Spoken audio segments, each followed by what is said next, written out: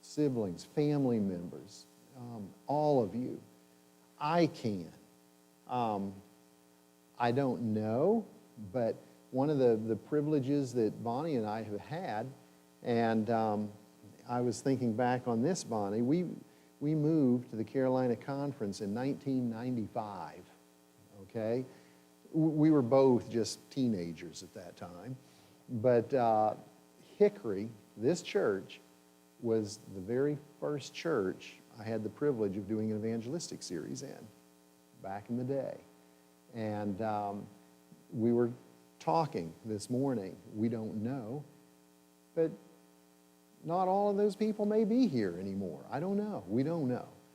But all of us know people. Chances are we know people in this church as well that maybe don't attend any longer.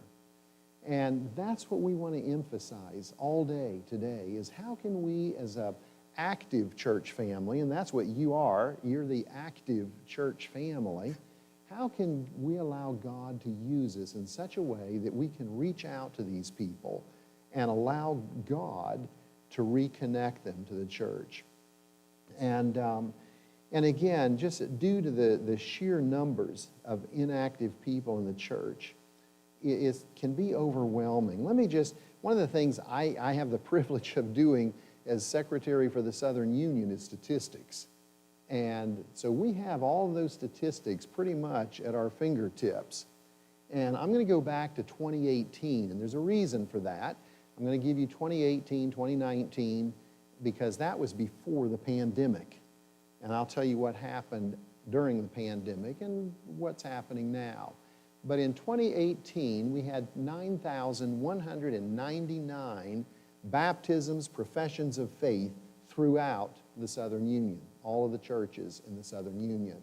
However, that same year, there were 4,609 church members, members of our church families, who were dropped from membership for either apostasy or missing. Now, most of those, the majority of that number, they weren't dropped for apostasy. We don't even call it that on our records anymore. We just call it dropped, okay? But for our purposes today, apostasy historically, that's somebody who maybe has done something in the church, maybe an immorality, maybe committed a crime, whatever it might be, have brought potentially disrepute upon the name of the church. Maybe they've stolen money. The list can go on. And a church makes a decision. Sure, no, go ahead. And they make a decision to, quote, disfellowship that person. And let me just be quick to add, I'm not here to say that that's a wrong thing to do. Sometimes there needs to be that discipline. And again, it's not punishment, it's discipline. Why do you discipline your kids? Because you hate them? No, because you hope to change behavior. And so sometimes churches have to do that. However, that's not the majority. The majority of that number, they were dropped as missing. What's that mean? It simply means a church says, you know what, we don't know who these people are. We don't know where they live. Let's drop them. And here's the tragedy. When a person is dropped from membership in the church, they're gone. Gone. So if you are ever dropped as missing, you're gone. It's not like some people say, well, can't there be like a B list where the people are put, they're still members, but we don't know where, Seventh-day Adventist church membership is you either are or you're not. There's no in between. There's no purgatory in the Seventh-day Adventist church. And we'll talk more about this afternoon. But that's a tragedy, because you shouldn't ever be missing in 2023, because I can find you.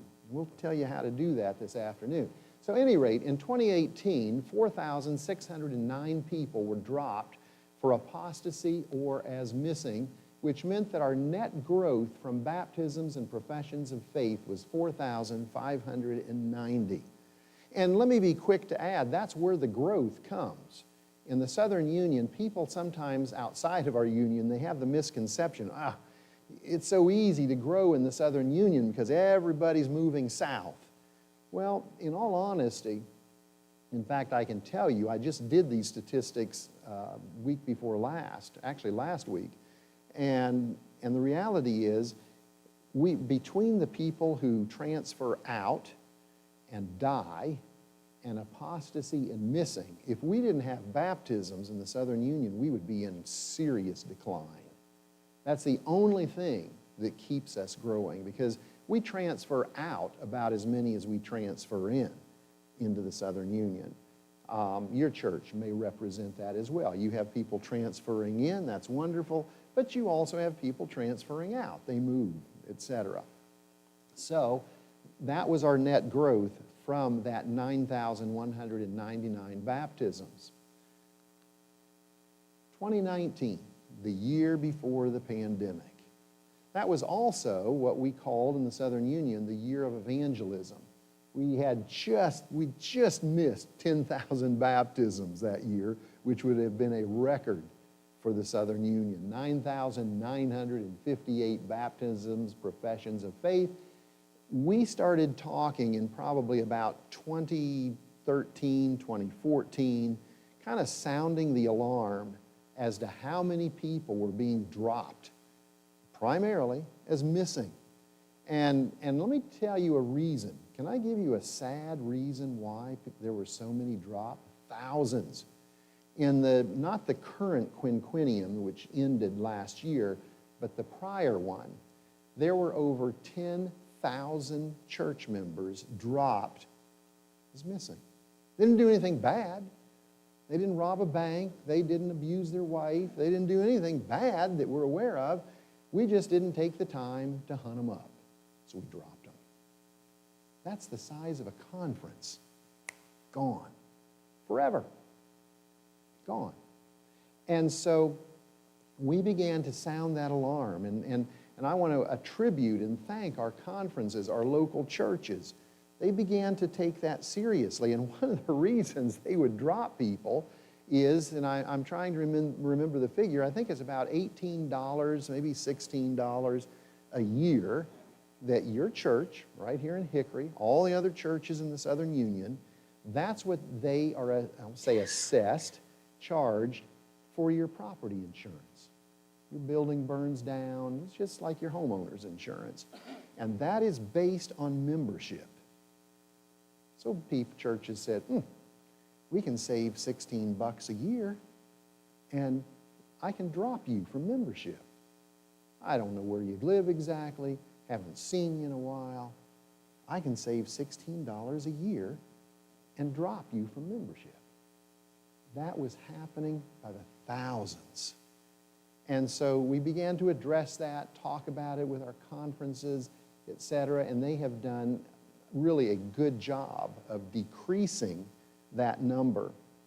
Some of our conferences have put an entire process into place that before you drop somebody, you have to go through all of these steps, which are remedial steps. Reach out, find these people, minister to these people, etc., etc. And, you know, eventually you may have to remove their names, but at any rate. So, we had a net growth of 7,738. Then 2020 hit, pandemic. And I didn't put these numbers on the screen. I could have, but at any rate, just real quick, our baptisms plummeted at that point because we couldn't do evangelism. Everything was shut down. Churches shut down. Meetings shut down. You remember the drill. And I'll just, as an aside, say if anybody thinks that evangelism doesn't work anymore, look at what happens when we don't do it. And we had about 2,000 baptisms, even in 2020. Most of those came in the first quarter before the pandemic fully kicked in. 2021 was the same. We had maybe 2,000 baptisms, dropped from almost 10,000 to 2 because we couldn't get out and evangelize. And we understand that. And then in 2022, it began to rebound, as you see. But the thing I want you to notice is the drastic difference in those numbers that were dropped or for apostasy or is missing. And that is a huge difference. It's still not good. We don't want to have to drop over 1,000 people. Again, the vast majority of those are dropped as missing. But our net growth is going up, for which we are thankful. 2023, we are about 1,300 baptisms ahead of where we were this time last year. We don't know how the year will end. But if the trend continues, we should have about 9,000 baptisms this year of 2023. So God is blessing. We're able to get out again, do evangelism, et cetera, et cetera. But that's what we're here to talk about. That's a huge mission field. Huge. And again, and I'll talk more in church about this, but I dare say, if you're typical, if you're average, you have hundreds of people who we would classify as inactive in this church. Yes? Just for the benefit of the people sitting here, our membership list is a little over 300. 314 as of yesterday. Right. Our attendance on a pretty good Sabbath is about 120. That's men, women, and children. That's not people who can make membership decisions. Right. All of them. Right. And visitors as well. We have regular attenders who are not members of this church. Right. So you could, how many adults who are membership eligible are in that 100 and some, maybe 60. There you go. That's what's here. Right. And we've got over 300. So that's a great mission field. A great mission field. How can we reach these individuals? Let's do a quiz. Let's start with a quiz. We have a teacher here this morning.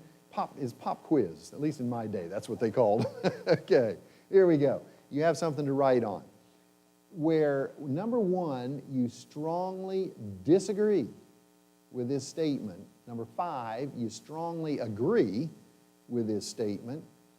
Just put the number. Now, you don't have to write the question. Just write the number in a column, and we'll add them up in a minute. The less people go to church, the less Christian they are. Do you strongly disagree with that statement, or do you strongly agree with that statement?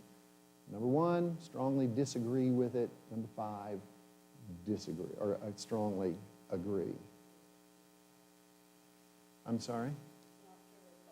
It's not true or false, no. Pick a number. So in other words, you either agree with that or you don't agree with that on a scale. If you're kind of in the middle, you'd put a 3, but try not to put all number 3s, because then you don't really have an opinion about anything. And so, at any rate. So, all right, number 2. Next question. Inactive members are a drain on the church.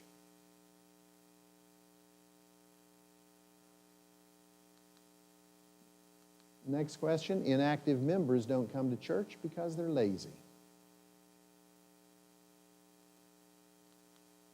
Number 4, most of the excuses people come up with for becoming inactive are just that, excuses.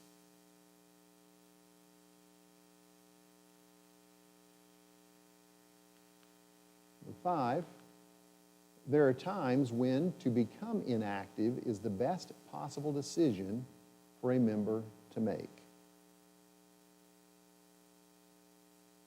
I'm going to go quickly through this because just don't overthink these. Just put your first impression. Whoops. Number 6, sometimes people just don't fit at a particular church and they're better off finding a new church.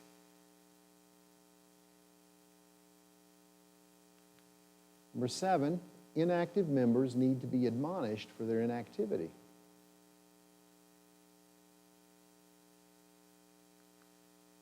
Number 8, a good way to reach inactive members is by sending letters to them. Number 9, I don't understand why a person would drop out of active participation at our congregation.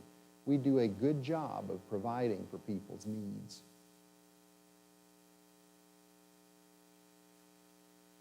And number 10, inactivity is primarily the responsibility of the church staff or a special inactive member team rather than the members of the congregation in general. All right. Take your column and just add it up, if you would. Just add whatever you got.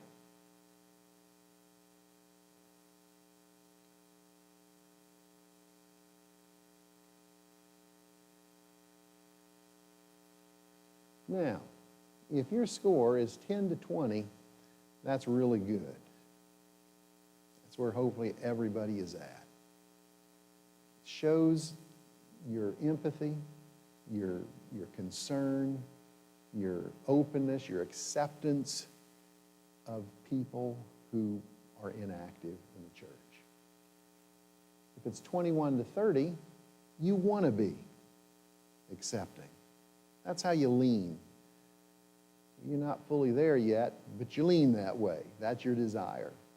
And if it's 31 to 50, we're going to have a prayer meeting this afternoon for all of those folks, at any rate. And so, any rate, just a little quiz, not for anybody to know. We're not going to ask you to turn your papers in. And what we look at there. Why do people become inactive? And if we can discover some of the reasons why, maybe we can, number one, help them in the first place not to become inactive, begin to understand the points at which people have a tendency to become inactive, head that off, and also be more understanding of a person who has already become inactive in the church. And how do we find inactive? That's a person who has removed themselves from any involvement in the church. They seldom, if ever, most likely never, attend church. And they've just become inactive in all aspects. Giving, attendance, participation, that's what we kind of term as inactive. Now again, we're not talking about an elderly person who, at least we used to call them, Art, I don't know what we call them anymore, shut-ins, yeah. All these terms change as times change, but that's not a person who's inactive. That's not what we're talking about. A person they have mentally and intentionally chosen to remove themselves from the life of the church. And why do they do that? Most people, let's be honest, most of these hundreds, tens of thousands of people across North America who choose to become inactive in the church, they don't wake up from being the head elder one day to saying the next, man, this Adventist thing, I don't believe in that anymore. I did yesterday, but not today. That's not how it works. It's a process.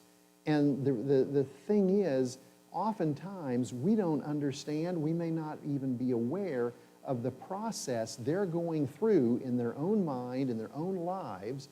All we see is the result. And all of a sudden we realize, wow, they're not active in the church anymore. Well, it hasn't been a sudden thing. It's been a process, a progression. And let's try to understand some of the reasons why this morning. In the Adventist church, one thing we run into, and I'm still privileged, I do evangelism every year, and we just finished a meeting in Alabama in April of this year. And at least in Alabama, this is still true, and that is they get pressure from their family. You're going to join what church? You have been a Baptist all of your life. All of your family, your parents, your siblings, your uncles, your aunts, we've gone to this church forever. You're going to leave and join that cult, and they get pressure from their families when they join the Seventh-day Adventist Church. That means it becomes even more important, crucial, that we become their family. And it's so important that we surround those people with caring and compassion, and we invite them to things. We'll talk more about that in a second. And so people that get pressure from their family, we need to be very sensitive when people first come into the church. And let me throw this out. When people first come into the church, they are not going to have all of the lifestyle habits that we may have they're not going to have those down pat. They may not even be aware. It may not have clicked with them. I've had church members be concerned because somebody may still use black pepper. Well, they may not have, that just hasn't clicked with them. And that doesn't disqualify them from being a member of the church. Like I say, you either are a member or you're not. There's no purgatory. There's no gradation for membership. There's not the saints up here and the wannabes down here. We all are level at the foot of the cross, right? We're all sinners. We just have different flavors of sin. My son, who is the pastor in Huntsville, he shared with my wife and I a few weeks ago, and this was an illustration that Dan Jackson, former president of the NAD, that he has used. And it's this: wouldn't it be something if all of our sins had a smell to them? Huh? You know, how easy it is to criticize somebody who walks in and they're smelling of tobacco. That sin has a smell. What if your sin had a smell? And you walked in the door and, boy, that person's got a lot of pride. Boy, that person's a liar. That person cheated on their income tax because they smell a certain way. Would we kind of be a little more careful in how we treated each other as sinners?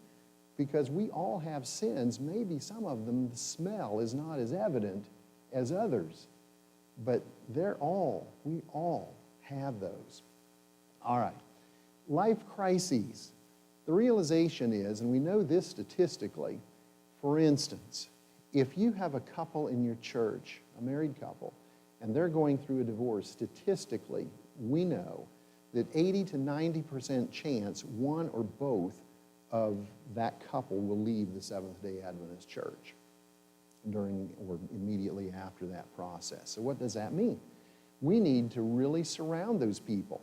You're not picking sides, that's not the issue, but we care about those people. We don't know what their issues are. That's really not our business. What our business is to show them, hey, you're still a member of this church. We love you. We surround you with our love and our caring. But life crises, when those begin to take place in a person's life, we need to be especially cognizant. We need to be compassionate. We need to consider that. This probably affects all of us, just a hectic life pace. And life is busy. Now, you would think that all of the technology that we have, we wouldn't be so busy, right? Well, it's made it worse. And let me tell you something else. And let me ask here, and Pastor, you may help us out with this. Do you do your services, do you live stream? We're streaming right now. For a lot of churches, I don't know about you folks, but for a lot of churches, that became a new modality during the pandemic. And they've continued that. That's not a bad thing. That's a good thing. But how easy it is. Easy to say, well, I'm just going to watch this online. I'm not going to church anymore. I don't need to. I don't even need to watch Hickory online. I can watch Randy Roberts out in Loma Linda. Or prior to his retirement, I can watch Dwight Nelson up at Andrews. I can pick whoever I want. Well, that's not a bad thing per se, but we lose that connection. We lose that fellowship. And it's very easy to just transition from that modality into, well, we don't watch every week, but most. And our attendance nationwide as a church has not rebounded since the pandemic. And a whole new issue in the Seventh-day Adventist Church are virtual churches. And there are some churches that are they're only online. There is no physical building anymore. There is no congregation in those typical words anymore. And, you know, has its pros and its cons, but we don't have that fellowship in the same way. And so that can become an issue. And a lot of that comes from just a hectic life pace. Again, people change. We're not the same. We're not the same as we were before the pandemic. You can't get workers in a lot of venues. And a lot of venues, they don't want to go back, quote, to that office anymore. They want to continue to work remote. And that's a change. It's a different way of doing life. And so, you know, a married couple, their kids, they grow up. They go away from home. They don't come back. They move to a new city. They're empty nesters. That's a change. You don't have to get up every morning or every Sabbath morning for the kids to go to church. You don't have to be involved in Pathfinders anymore. You don't have to be involved in the church school anymore. Why? Your kids are grown. Life changes. And so at those change points, we need to be sensitive with people and really keep an eye on them. Are they beginning to follow what we call that dropout track? And be careful with that. Lack of bonding or inclusion. It's probably one of the largest ones of why people leave. And that is, they join the church, or they move to the church from another location. And it's not that the people are unkind. It isn't that they're hostile or anything like that.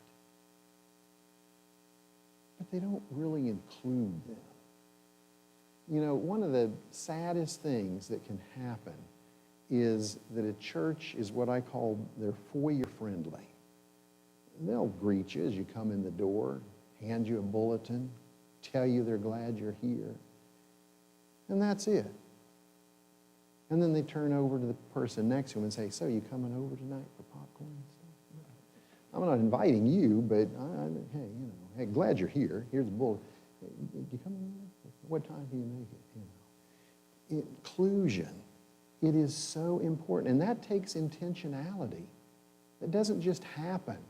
And Bonnie and I were talking this morning, and I hope this is okay, and I'll say to the pastor, just don't ever have me come back, because what I'm going to share with you all day today, it's not rocket science. I don't have a silver bullet in my holster to show you how a person will never ever become inactive and they'll all come back, because it's just simple caring about people. That's all it amounts to, and being intentional and cognizant that, hey, if I invite you guys to come over tonight, I need to invite you too. Why not? Or make sure somebody has invited you, you know, if we're going to do that. And that's so important. And so people will leave. Statistically, we know that when a person joins the Seventh-day Adventist Church, if in 6 months they don't have somewhere between 3 to 6 close friends in the church, people they do things with, they will leave. We know that. We've done studies on that. And you know, again, they don't wake up one morning saying, I'm done with that bunch. They just, you ever heard the expression, drift away? And that's what happens. And so we need, as a congregation, as a church family, to be intentional that as people join our church, that we include them and make them part of the life of the church.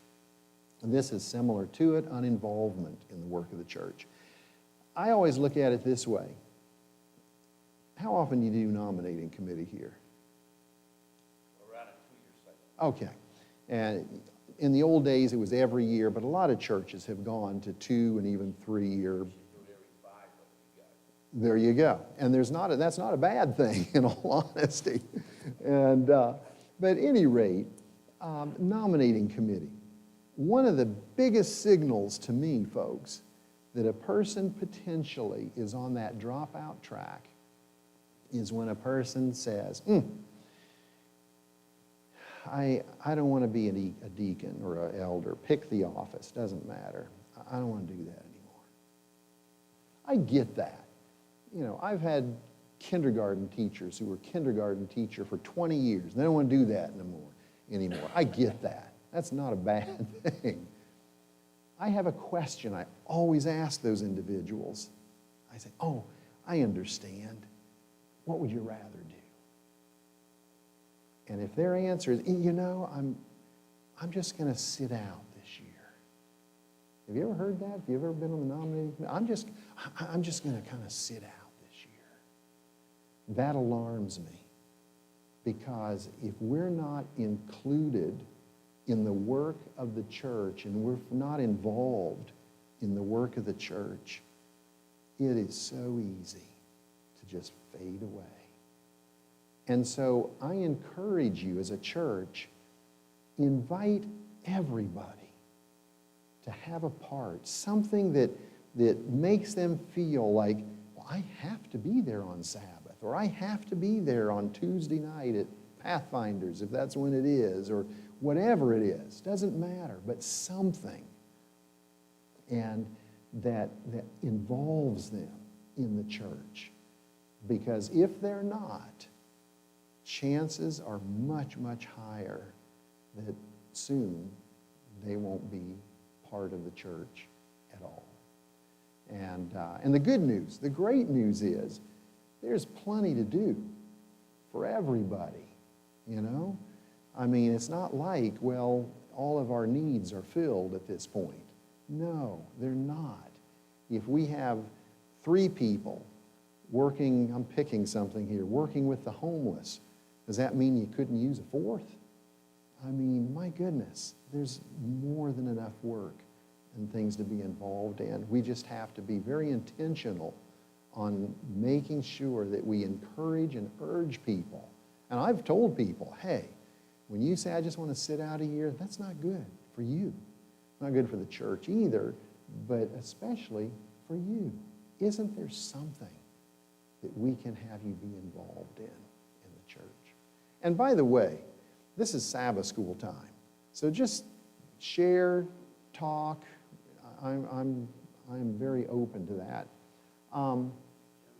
Yes, please. Yes. The lack of bonding or inclusion, to me, that underscores the need for a broad base of people involved. Mm-hmm. Because when someone comes in, they might not have, they may not be in a situation similar to you. They might be older, you might have a young family. That's right. So to ask 20 people to do all the bonding is a lot, because then people get overloaded. That's right. So if you spread that out and say, we're not asking you to bond with everybody. No. Bond with those, because you can't force friendships. Right, right. But But- find where you can. And Find where you can. exactly, you know, and what you're sharing, I can remember pastoring was one of my biggest frustrations, seriously. And that is, I enjoyed doing things with the church members. But I could only pick so many, otherwise I'm just doing a church-wide picnic every week. And I can't do that, but you have to have different people who, like you say, affinity groups. Maybe they're interested in a certain thing in life, whatever that may be. All of you, I think, know John Earnhardt here in this conference, who I believe is retired at this point. But he was so masterful at doing affinity groups, cars, motorcycles. Those are the 2 I remember, maybe others. In other words, you just kind of flock together because you have an interest in a common thing. And he did great ministry by doing that. So, at any rate, that's, I think, what you're saying. Exactly. Pick something of that nature. And you know, I'm going to share with you, it is so easy, and it's not because people are bad or in any way, shape, or form, but much of it is our own fault because we're seldom at our home church. We're in places like Hickory, North Carolina. But when we are in our home church, it's a big church. It's over 3,000 members. And they don't know if we're members, if we're not members. That's not their fault. In no way am I implying that. But I've often thought, if I was just walking in the door looking for a church, this would be a hard one to integrate into. It's big, number one. Sabbath school class, there's no central Sabbath school. All of the classes are in separate, sequestered rooms, so you're not really quite sure where to go.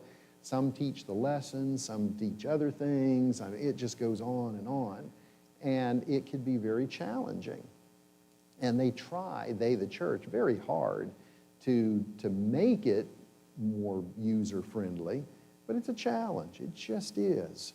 And so, at any rate, we're going to hurry along here. Yes, yeah. Uh-huh.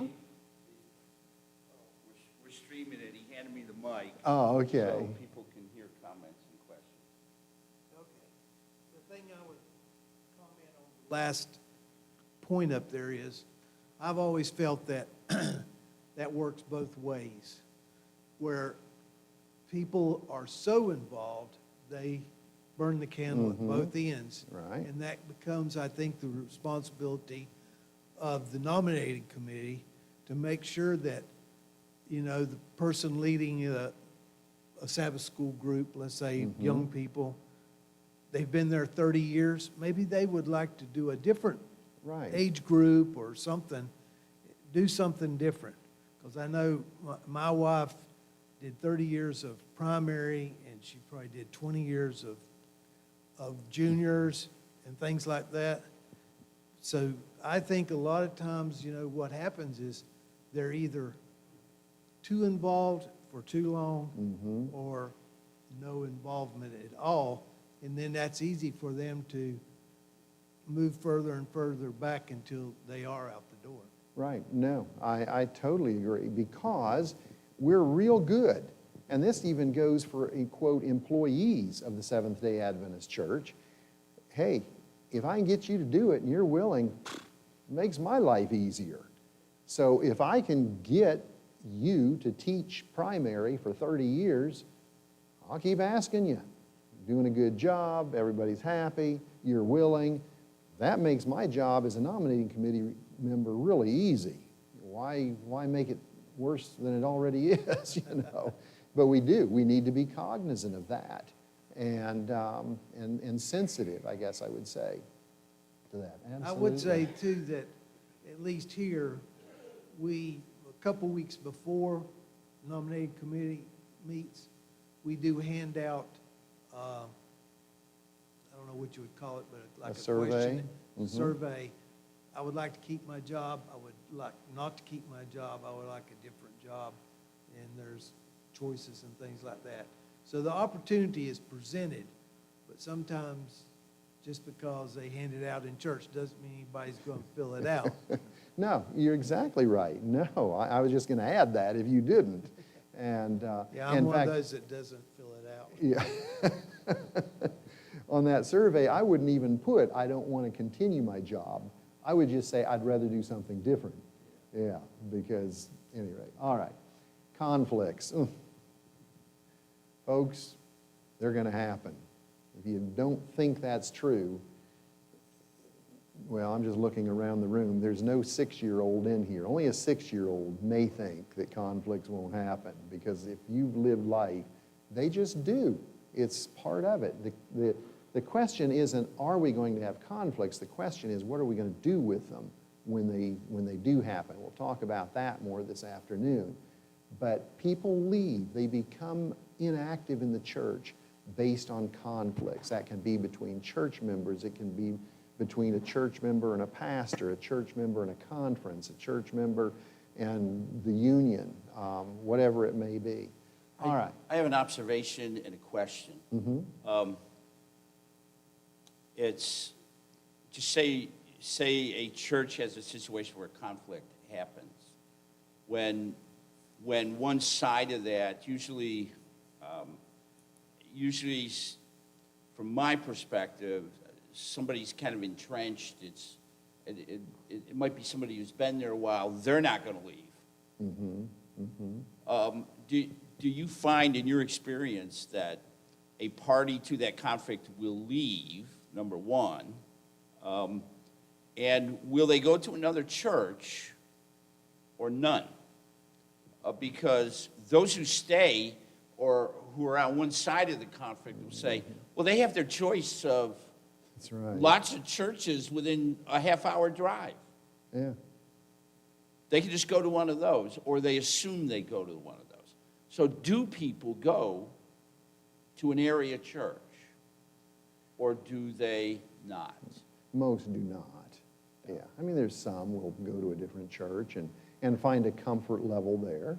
And let me add to that. I'm not saying that every church is for every person, personality-wise. That's why back in the old days, what time is it 10:30? Yes. I'm done. Okay. Back in the old days, remember planting a church in a dark county? Remember those days? Well, we learned after a while as a church that was not an effective way to plant a church. We were planting churches in counties that had more cows than people. But what we have learned is it's not a bad thing to plant another church half a mile down the road who has an entirely different approach to ministry. And it may be worship style, it may be the outreach that you enjoy, the type of outreach, I should say. It's just different, and it appeals to different people. That's okay. That's an okay thing. But the tragedy is, rural areas, you don't have that choice. You don't have enough people to have that choice.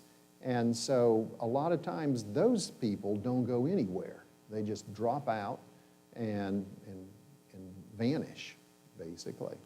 All right, I'm going to really go quick here. Guilt, people feel guilty because they know they're doing something they shouldn't do. Maybe they have shame.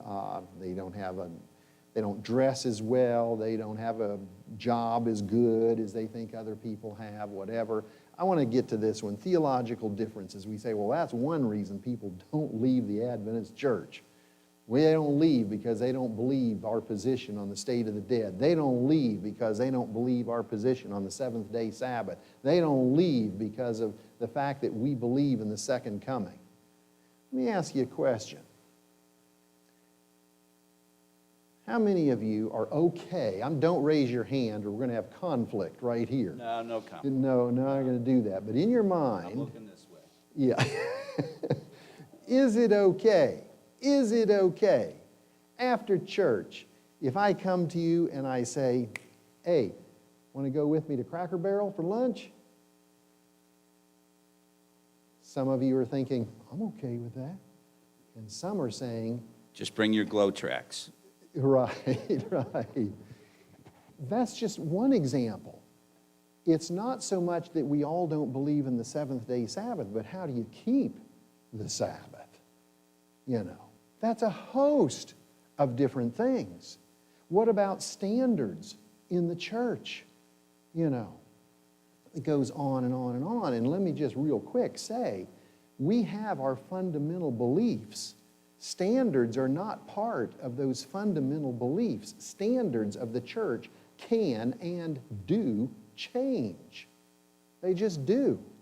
They change with the times. The underlying principles don't change, but how we apply those principles changes. For instance, back in the 1800s, you can find it if you look it up, and one of the written standards of the Seventh-day Adventist Church for men was you don't wear a mustache or a beard. I can disfellowship some of you right here, sitting right here this minute, if we base it on standards. Well, that was considered a far-out fashion thing back in the day. That was a written standard of the Seventh-day Adventist Church. Well, it's not anymore. Why? Because culture changes. The underlying principle didn't change, and that's don't pull or attract attention to yourself in how you look and how you dress, but the way you do that has changed. It's different. I'll get into a mess of a hornet's nest maybe, not so much anymore. But when I was early in pastoring, a wedding ring was fighting words, fighting words. Well, it isn't so much anymore. A few people still fight over it, but no, standards can and do change. But we'll drive people out of the church because they don't sin like I do. Yes, ma'am.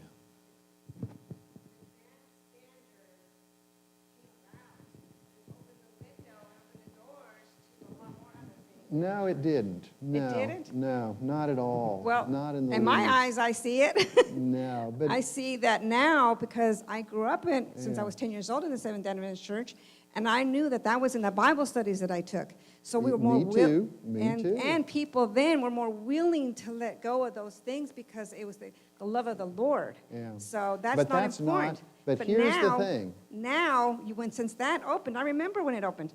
Now people are wearing a lot of jewelry. They're Yeah. just everywhere. So now, but I let know me that I'm just not judging. interrupt I'm you not 'cause we're judging out them. of time. Here's the issue. In the Seventh-day Adventist Church, that is no longer a standard of the Seventh-day Adventist Church. It's not. You won't find it because it changed. Now, we can continue to fight over that if we choose to, but the question becomes, what's more important? Adhering to an obsolete standard or redeeming and affirming somebody, a human being who is in the church? That's the question. And excuse me, and this is the great thing for me, because as soon as this afternoon's over, I'm out of here.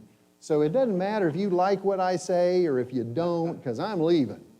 And the good news is that that's what we're going to be faced with all day today.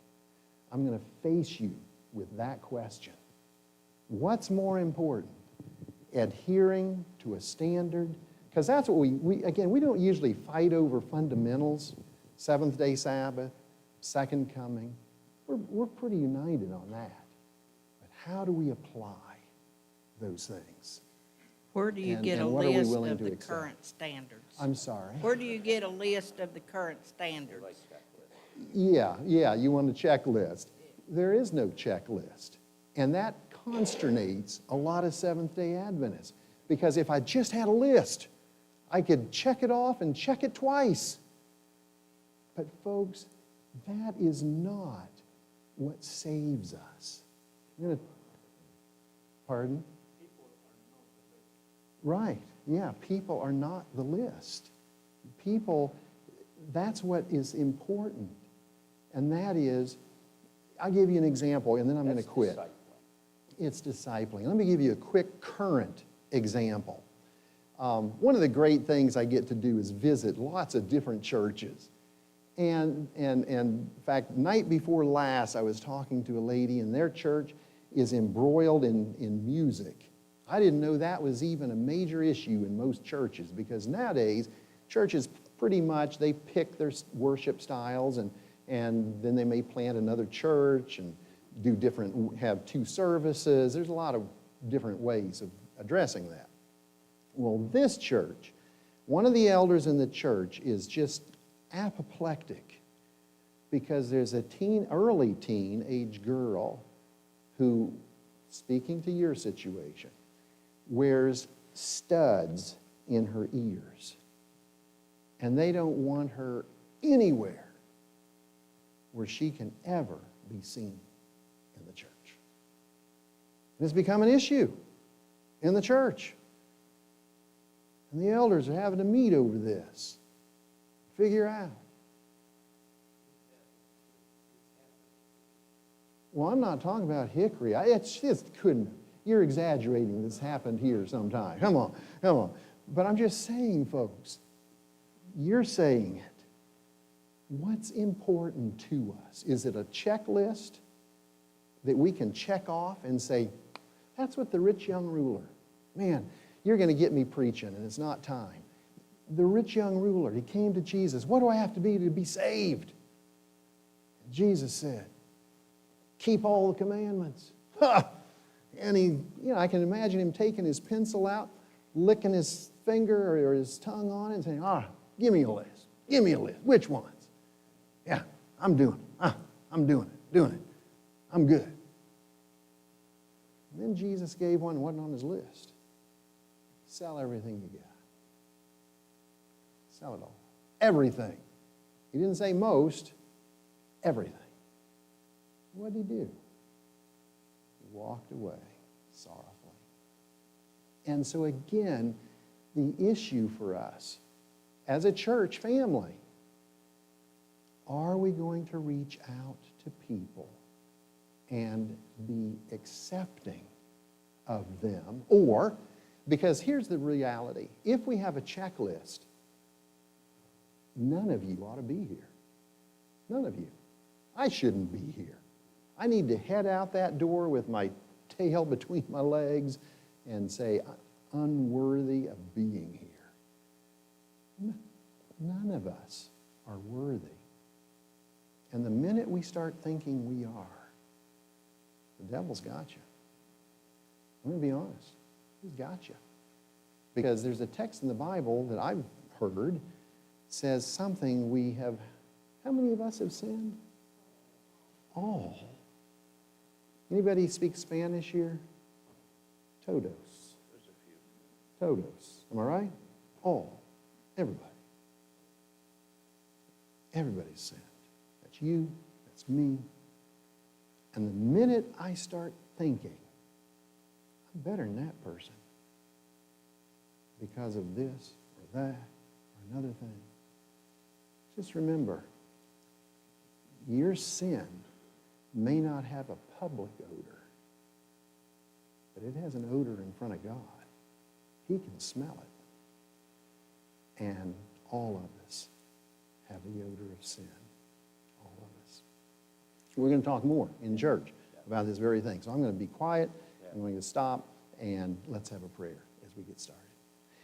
As we end and get started on the next session. Lord, thank you for drawing us together. We thank you for the Sabbath day and the fact that it gives us pause from the hectic things of the week.